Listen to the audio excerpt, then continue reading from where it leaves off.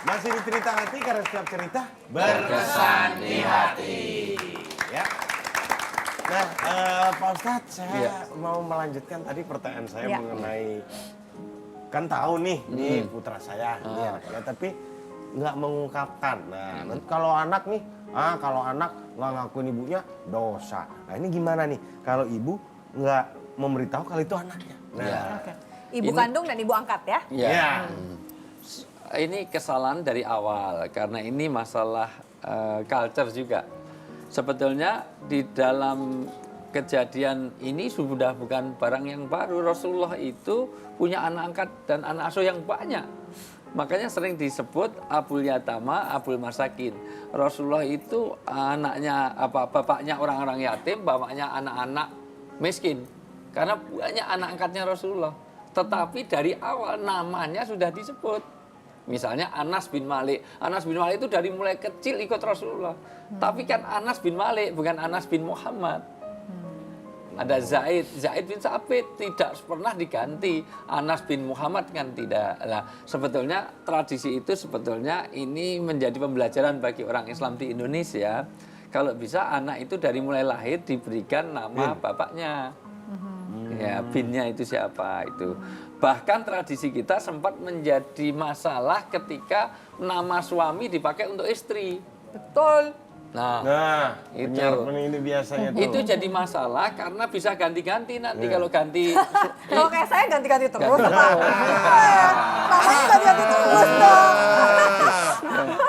Ya.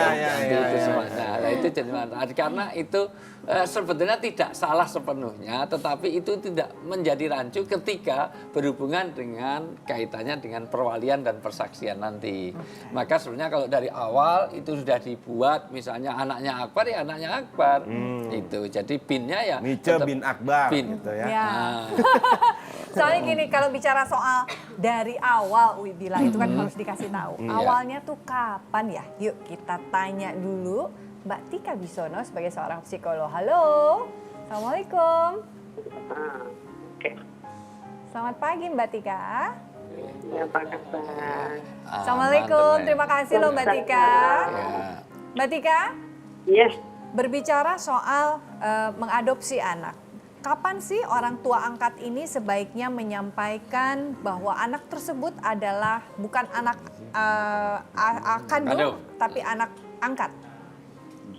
Ya, biasanya kalau kasus-kasus seperti ini itu sudah siap-siap diinformasikan kalau dia sudah mencapai akil balik. Ya, kenapa akil balik? Karena itulah secara psikologis seorang anak itu sudah mulai berubah ya dari anak-anak untuk menjadi pra-remaja. Ya, nah biasanya anak itu kalau sudah masuk ke dalam situasi remaja, di situ mulai berkembang nilai-nilai yang lain, terutama nilai-nilai dengan atau yang berhubungan dengan situasi di luar dirinya dia sendiri. Jadi hubungan dengan orang lain itu mulai berkembang ya. Jadi di dalam tahap remaja itu juga berkembang di mana dia lebih banyak bertanya tentang banyak hal yang harus segera dijawab oleh orang tua. Ya, jadi pertanyaan anak remaja biasanya tiba-tiba langit gitu. Apa aja ditanyain? Ya, termasuk juga biasanya mulai dengar informasi sana sini dan akhirnya informasi yang menyangkut asal muasalnya dia itu sebenarnya memang mulai ribet tuh kalau sudah mulai anak remaja. Gitu. Ya. Okay. Memungkinkan nggak kalau dengan adanya informasi malah menjadikan sebuah kebencian atau tidak good relation antara anak dengan orang tuanya? Orang tua asli? Orang tua iya, kalau yang diberita, mengangkat. Iya, arti mengangkat atau memang yang orang tua asli. aslinya karena merasa dibuang gitu. Iya. Betul.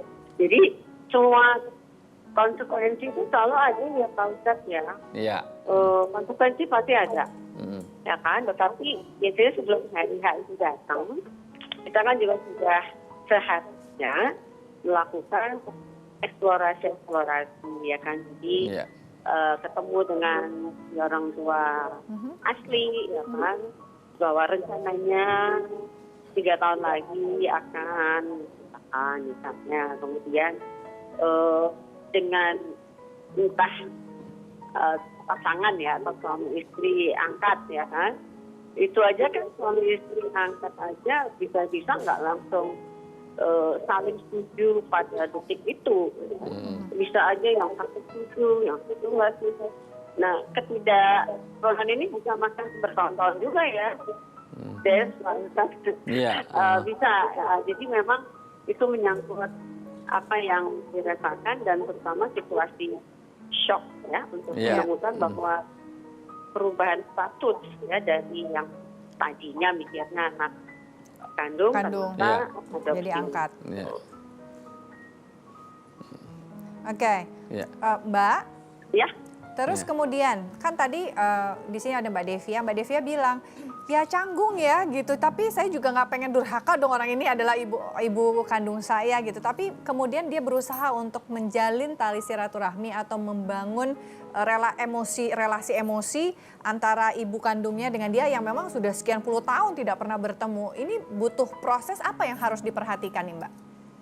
Yang harus diperhatikan itu tadi tahap eksplorasi itu kan sebenarnya jauh-jauh kan ya. Dan saya nggak tahu apakah Mbak Devi mengalami proses persiapan untuk breaking the news gitu ya, untuk supaya nggak terlalu memberikan dampak shock gitu. Nah, ini biasanya juga orang tua angkat itu kan sudah ngerti ya karakter si anak ini seperti apa sih gitu ya. Apakah tipe yang bisa ngerti atau tipe yang akan shock dulu beberapa saat ya, atau tipe yang shock dan marah dan butuh waktu lama. Nah, ini tipe-tipe seperti ini biasanya orang tua juga ngerti.